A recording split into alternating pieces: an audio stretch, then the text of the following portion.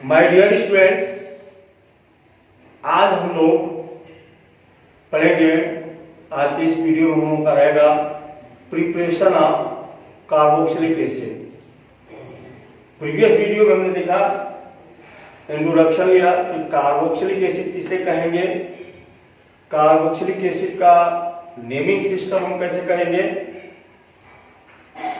हमने बताया आपको कि कार्बोक्सिलिक एसिड का मतलब they contain COOH group, that is two group carbonyl and hydroxy, hence their name is carboxylic acid या carboxylic group।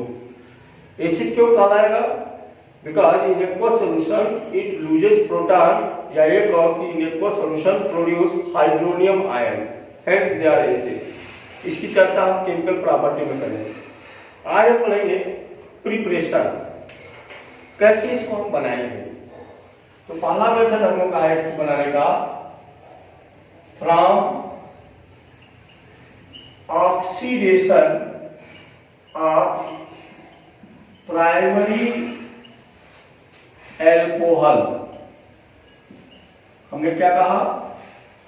Oxidation of primary alcohol. हम लोग पढ़े हुए हैं प्राइमरी एल्कोहल क्या होगा, जहां पे CH2OH लगा हो। निश्चित है कि अगर हम एल्कोहल लेते हैं तो इनके ऑक्सीडेशन के लिए हमें लेना है ऑक्सीडाइजिंग एजेंट। ऑक्सीडाइजिंग एजेंट कई हैं, जिसमें हम एल्कालाइन KMnO4 ले सकते हैं या एसिडिक K2Cr7 ले सकते हैं, नाइट्रिक एसिड भी ले सकते हैं। तो ये जब ऑक्सीडाइज होगा तो हमने कहा था कि पहले स्टेप में ये किसमें कन्वर्ट होगा, एल्डिहाइड में, and then aldehyde again oxidise to convert into corresponding acid. हमने प्राइमरी अल्कोहल क्यों लिया? क्योंकि प्राइमरी अल्कोहल के ऑक्सीडेशन से जो एसिड मिलेगा, acid contain same number of carbon as compare to parent alcohol. यहाँ आपको क्या लिखना है, कोई भी ऑक्सीडाइजिंग एजेंट लिख दोगे। जैसे मान लो हमने लिख दिया एल्कलाइन KMnO4। हम इसको दो स्टेप लिखने के बजाय डायरेक्ट सिंगल स्टेप में भी लिख सकते हैं। जैसे मान लो अगर हमको ये देगा कि कैसे हम जो है how can you convert acetic acid from ethyl alcohol. तो एथिल अल्कोहल का मतलब क्या हो गया, CH3CH2OH हो गया। अगर हम इसको ऑक्सीडाइज करेंगे, निश्चित है यहाँ पे हम ले लेंगे एल्कलाइन KMnO4 या एसिडिक एल्कलाइन KMnO4 या एसिडिक K2Cr7 ऑक्सीडाइज हो जाएगा। आपको याद रखना है कि ये जो कार्बन है किसमें कन्वर्ट हो जाएगा, कार्बोक्सिलिक ग्रुप में। तो क्या बन जाएगा, CH3COOH प्लस H2O। या मान लो अगर हमने ले लिया बेंजीलिक एल्कोहल, जैसे हमने ले लिया CH2OH, हमने कहा कि प्राइमरी एल्कोहल होना चाहिए। अगर हम सेकेंडरी एल्कोहल लेंगे तो कीटोन बनेगा, बाद में ड्रॉस्टिक ऑक्सीडेशन से एसिड बनेगा जहां नंबर ऑफ कार्बन कम मिलेंगे। इसको अगर हम ऑक्सीडाइज करेंगे, मान लो अगर हमने ले लिया एसिडिक K2Cr2O7, क्या बन जाएगा, बेंजोइक एसिड। तो benzylic alcohol is converted into benzoic acid. Clear? तो पहला हमने मेथड देखा from oxidation of primary alcohol, or when primary alcohol undergoes oxidation in presence of oxidizing agent like alkaline KMnO4 or acidic K2Cr2O7, it gets converted into carboxylic acid having same number of carbon as compared to pyrite alcohol। Clear? Second method देखेंगे,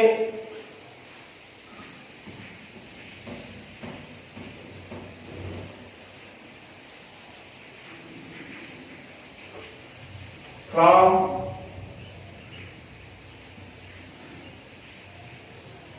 aldehyde और ketone.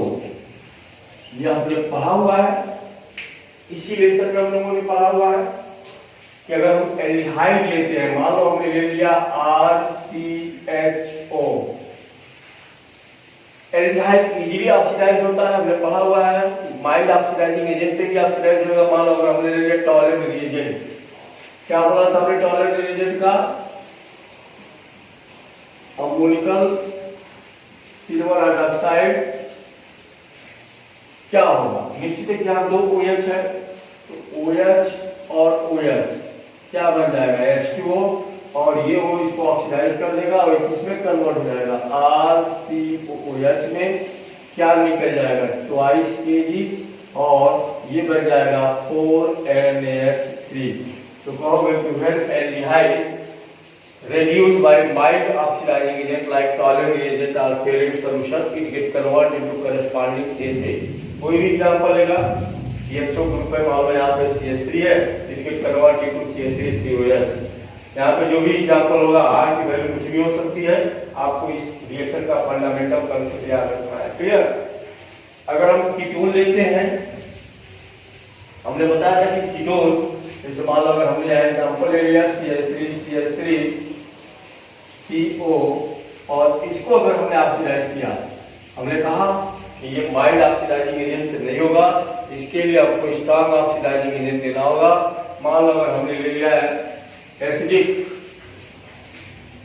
K2Cr2O7, निश्चित है यहाँ पर किस type का oxidation होगा? Drastic oxidation होगा। ड्रास्टिक ऑक्सीडेशन का मतलब ब्रेकिंग ऑफ CC बॉन्ड, और जब ये कन्वर्ट होगा तो ये बन जाएगा CH3COOH में, और ये बन जाएगा CO2 प्लस H2O। 4 ऑक्सीजन यहाँ यूज होने वाले हैं। तो हम कहेंगे कि व्हेन वी गेट कीटोन, अगर हम कीटोन लेंगे तो it also oxidise undergo drastic oxidation converted into corresponding carboxylic acid, but acid contain one less carbon as compared to ketone या as compared to pyrite ketone। तो हमने दो method देखा, पहला मेथड देखा प्राइमरी एल्कोहल, दूसरा हमने देखा एल्डिहाइड या कीटोन। चलते हैं अगले मेथड पे। अगला मेथड काफी इंपॉर्टेंट है, जिसको हम कहते हैं बाय हाइड्रोलिसिस ऑफ नाइट्राइल और अमाइड। पर अभी समझे कि नाइट्राइल या अमाइड क्या होता है। निश्चित है हमने पढ़ा हुआ है कि साइडो ग्रुप को हम साइनाइड या नाइट्राइल कहते हैं। जैसे मान लो आपको ले लिया गया RCN, that is alkyl cyanide या अल्किल नाइट्राइल, या अगर हमने ले लिया RCONH2, दैट इज अमाइड। अगर हम इनकी हाइड्रोलिसिस करते हैं, कंसेप्ट समझोगे हाइड्रोलिसिस का, याद रखो ट्वाइस H2 यूज होगा, ट्वाइस H2 यूज होगा। एसिडिक मीडियम यहाँ पे हम H पॉजिटिव लिख देंगे या H पॉजिटिव लिख देंगे, क्या होने वाला है तो ध्यान दोगे 2H। तो अब देखो इधर क्या होगा, 2H2 का मतलब HOH। ये जो N है 3H को पकड़ के NH3 में कन्वर्ट होगा। किसमें कन्वर्ट होगा? NH3 में। और ये जो बचा OH वो C पकड़ेगा और ये कन्वर्ट हो जाएगा RCOOH में। बट हमारा मीडियम एसिडिक है, तो ये भी हो सकता है कि एसिड से अमोनिया की बेस है रिएक्ट करके और ये कन्वर्ट हो जाए NH4Cl में। ऐसा कब होगा? जब हम HCl यूज करेंगे। तो आप यहाँ पे अगर NH3 भी लिखते हो कोई प्रॉब्लम नहीं है। कहोगे कि एल्किल साइनाइड और nitrile undergoes hydrolysis converted into corresponding acid. अब यहाँ याद रखोगे ये जो एसिड बनेगा they always contain one more carbon as compare to parent alkyl. Parent alkyl से जो एसिड बनेगा हमेशा एक कार्बन बढ़ जाएगा। तो it is very important method, इसको हम टूल रिएक्शन भी कहेंगे। जब हम कन्वर्जन करेंगे तो इस कन्वर्जन में अगर हमको एसिड में कार्बन की संख्या बढ़ानी है तो निश्चित है कि अगर हम एल्किल साइनाइड लेंगे तो साइनाइड का जो C है वो कार्बोक्सिलिक एसिड में कन्वर्ट होने वाला है।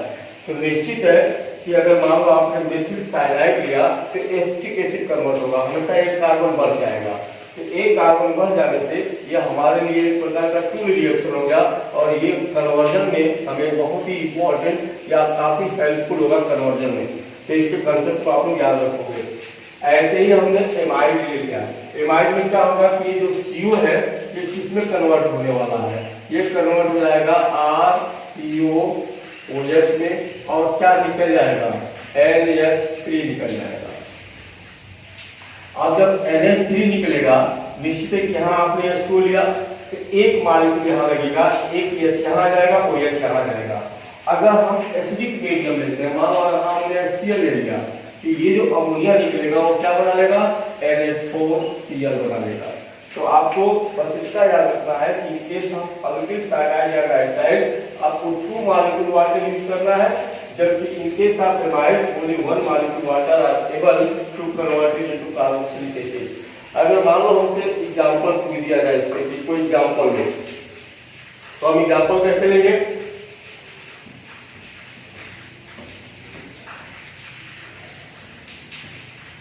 मान लो जैसे आपको पूछ जाएगा कि CH3Cl की अगर यहाँ सिंपल वो लिखे हाइड्रोलिसिस या CH3CONH2, मान लो यहाँ लिखता है हाइड्रोलिसिस एसिडिक मीडियम, तो आपको करना क्या है? CH3Cl है तो आपको लेना है ट्वाइस H2 से क्या हो जाएगा, ये किसमें कन्वर्ट हो जाएगा CH3COOH में, और यहाँ बनने वाला है NH3। लेकिन अगर मान लो CH3CONH2 बोल रहा है, ऑलरेडी एक ऑक्सीजन है तो आपको एक ही H2 लेना है। क्या होगा, ये कन्वर्ट हो जाएगा CH3COOH में, और ये कन्वर्ट हो जाएगा NH3 में, जो HCl को पकड़ के बना लेगा NH4Cl। क्लियर? या मान लो आपको ले लिया बोल दिया साइनोबेंजीन, ये आपका साइनो है, पहला चीज क्या होगा अगर हम उसकी हाइड्रोलिसिस करेंगे, यहाँ भी सेम पैटर्न, आप हाइड्रोलिसिस करोगे तो they are convert into what benzoic acid, और निकल जाएगा NH3। अब हमसे ये पूछा जा सकता है कि साइनोबेंजीन अगर हमको बनाना हो तो साइनोबेंजीन को कैसे बनाएंगे? तो निश्चित है कि साइनोबेंजीन को बनाने के लिए आप क्या करोगे? तो cyanobenzene can be easily prepared by using halobenzene. Halobenzene का मतलब क्लोरोबेंजीन या ब्रोमोबेंजीन। कैसे? मान लो आपने ले लिया ब्रोमोबेंजीन, हेलोईन, इसके ऊपर आपने डाल दिया CuCl, क्या होगा? निश्चित है यहाँ पे आ जाएगा Cl ग्रुप और निकल जाएगा आपका CuBr। तो cyanobenzene can be easily prepared by using cuprous cyanide. इसको हम क्यूप्रस साइनाइड कहेंगे क्योंकि यहाँ कॉपर की वैलेंसी 1 है। तो कहोगे कि when haloid treated with cuprous cyanide it gets converted into cyanobenzene and cyanobenzene undergoes hydrolysis converted into corresponding benzoic acid। Clear? तो ये मेथड हम लोगों ने पढ़ा, इसका नाम था फ्रॉम अल्किल साइनाइड या अल्किल नाइट्राइड। चलते हम लोग अगले मेथड पे। अच्छा, जैसे आपसे पूछा जा सकता है कि साइनोबेंजीन आपने जो बनाया, साइनोबेंजीन हम किस तरीके से लेंगे? तो हमने कहा कि मेथड आप याद रखोगे कि हेलोबेंजीन को जब भी हम ट्रीट करेंगे CuCl से तो हमको करस्पॉन्डिंग साइनोबेंजीन बनेगा, CuBr निकल जाएगा। ये रिएक्शन pyridine की उपस्थिति में होगी। तो अगर चाहे तो आप इस रिएक्शन को लिख सकते हैं। चलते हम लोग आगे।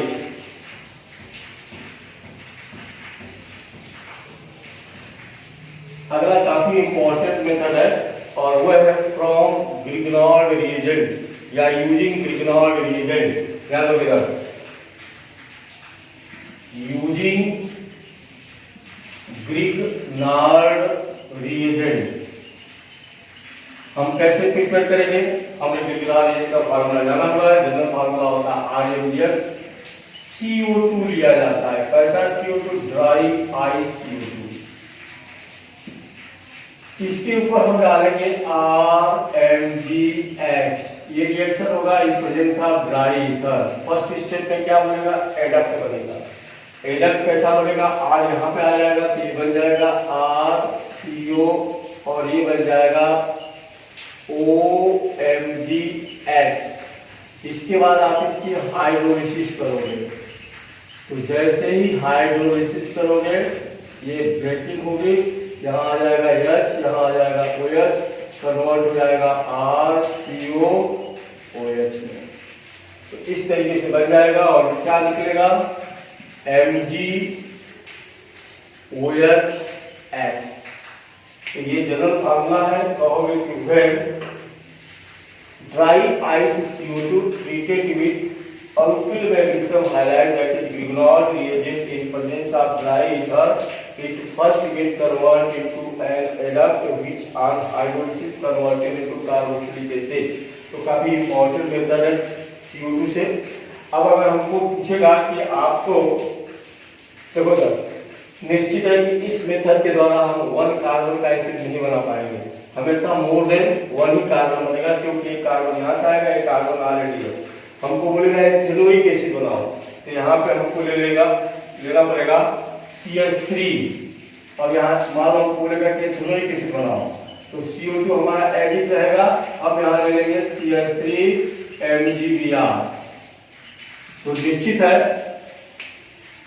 कि जो एसिड बनेगा 2 कार्बन का बनेगा, मान लो 3 कार्बन बोल रहा है, तो 3 कार्बन बोलेगा तो हमको यहाँ चेंज करना है, यहाँ लिख देना है C2H5। मान लो 3 कार्बन का बनाना है तो हमने लिख दिया C2H5 MgBr। ये रिएक्शन हुआ ड्राई ईथर की परिस्थिति में C2H5 यहाँ अटैक कर जाएगा, क्या बन जाएगा C2H5 को लिख सकते हैं CH3CH2 और अटैक करेगा, यहाँ बन जाएगा COOMgBr। और अगर इसकी हाइड्रोलिसिस करेंगे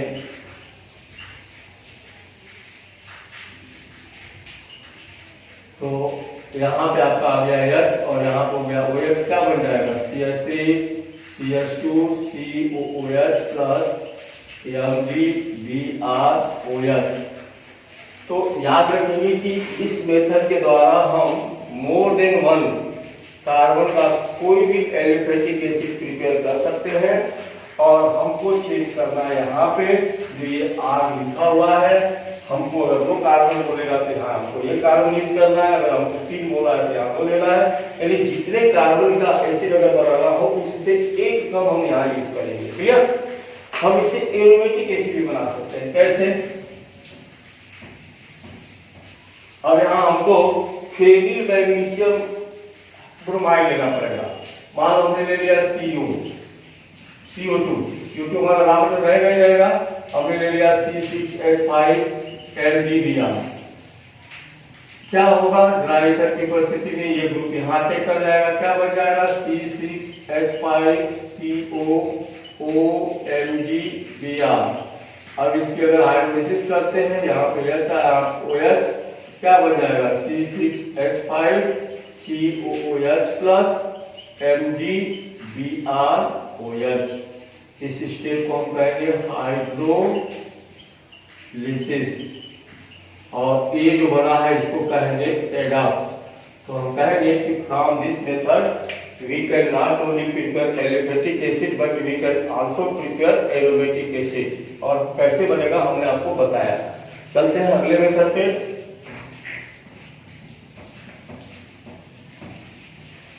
अगला हम लोग का है एसिड डेरिवेटिव से एसिड बनाना है। तो फ्रॉम एसिड डेरिवेटिव अगला हम लोग का मेथड है फ्रॉम एसिड डेरिवेटिव। हमने पढ़ा हुआ है एसिड डेरिवेटिव में, जैसे पहला है हमारा एसिड क्लोराइड। जनरली इसका फॉर्मूला क्या होगा RCOCl या एसिड एनहाइड्राइड। इसका जनरल फॉर्मूला क्या होगा RCO। ये होगा एसिड एनहाइड्राइड।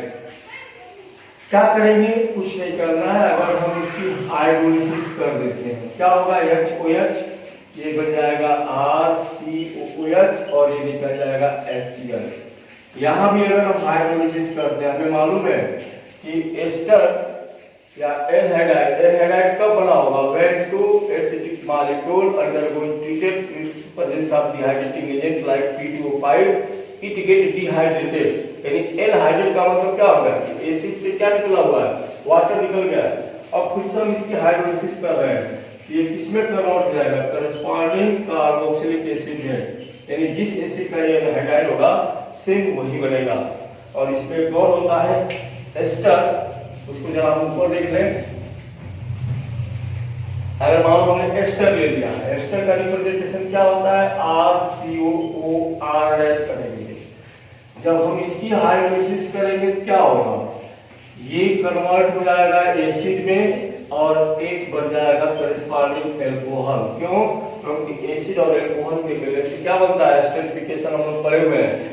तो एस्टरिफिकेशन जहां एस्टर बन रहा है बाय डिहाइड्रेटिंग वाटर मॉलिक्यूल, तो निश्चित है कि अगर एस्टर की हाइड्रोलिसिस करेंगे तो करेस्पॉन्डिंग जो पैरेंट एसिड और पैरेंट एल्कोहल होगा वो प्रिपेयर हो जाएगा।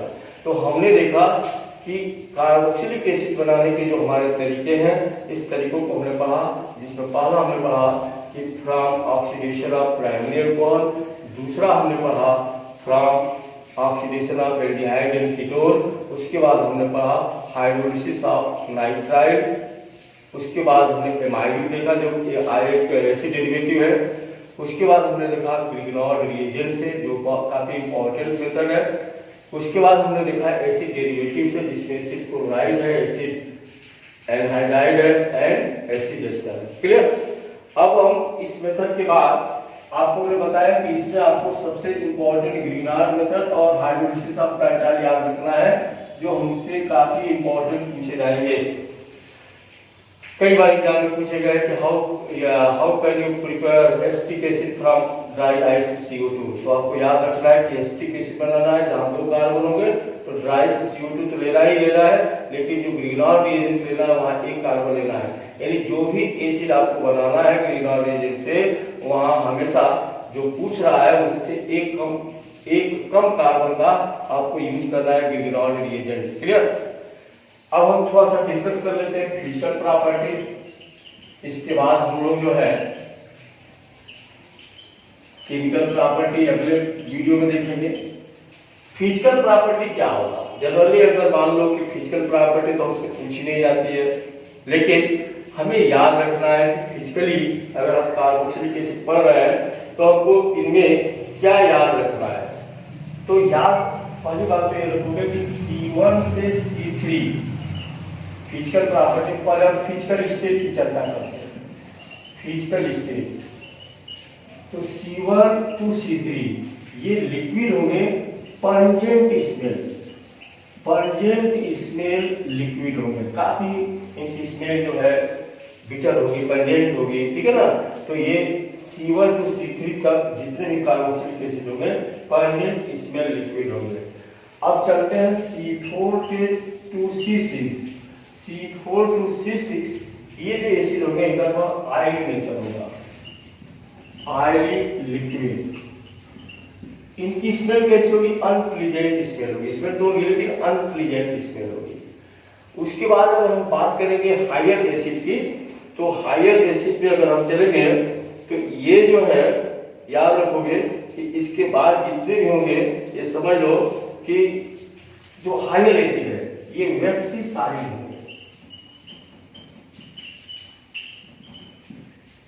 तो हमने क्या कहा आपको कि फिजिकल स्टेट आपको याद रखना है कि C1 to C3 pungent smell होंगे, C4 to C6 oily liquid होंगे और एबाउ जो है वैक्सीसाइड होंगे।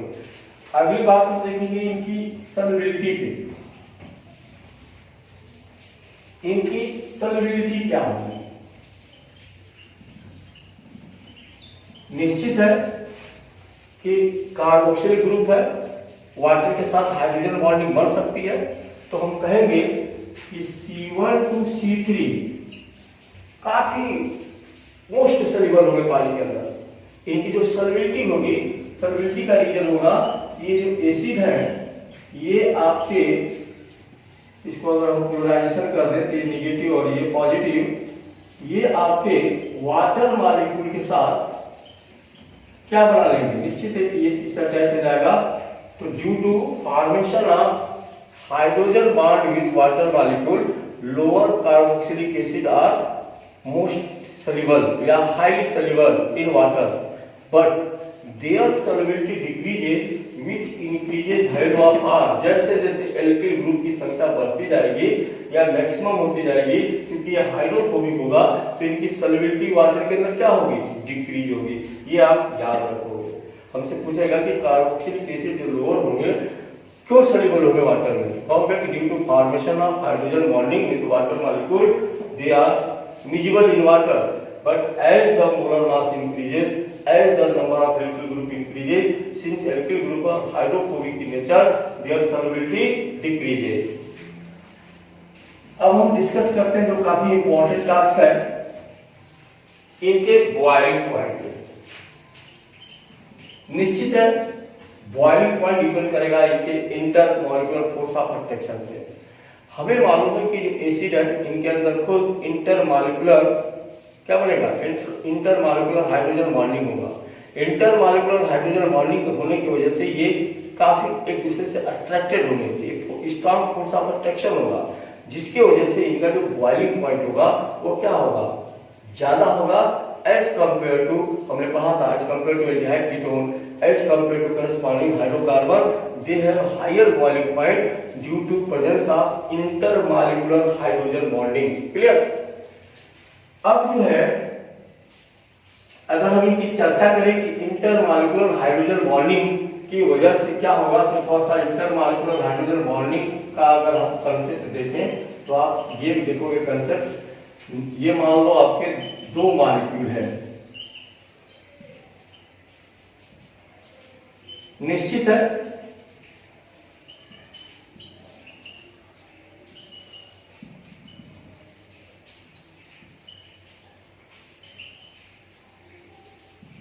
इस डायमराइजेशन की वजह से they have strong force of protection, और इस स्ट्रॉन्ग फोर्स ऑफ प्रोटेक्शन की वजह से हम कहेंगे कि carboxylic group containing compound have higher boiling point as compare to corresponding hydrocarbon, as compare to corresponding aldehyde ketone, as compare to corresponding alcohol due to formation of a strong dimer या a strong intermolecular hydrogen bonding.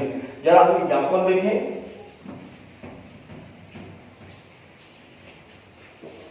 अगर हम देखेंगे मान लो हमने ले लिया acetic acid CH3COOH, या हमने ले लिया एसीटोन CH3COCH3, या हमने ले लिया अल्कोहल CH3CH2OH। जरा इस पर नजर डालें तो यहाँ पे जो बॉइलिंग पॉइंट होता है 390 केल्विन होता है, जबकि कीटोन में हम पढ़े थे कि ये 329 केल्विन होता है और ये 352 केल्विन होता है। हम देखेंगे कि कार्बोक्सिलिक एसिड कंटेन, यहाँ भी दो कार्बन, यहाँ तीन कार्बन है, लेकिन करेस्पॉन्डिंग जो कार्बोक्सिलिक एसिड होगा they have higher boiling point as compare to ketone, as compare to alcohol.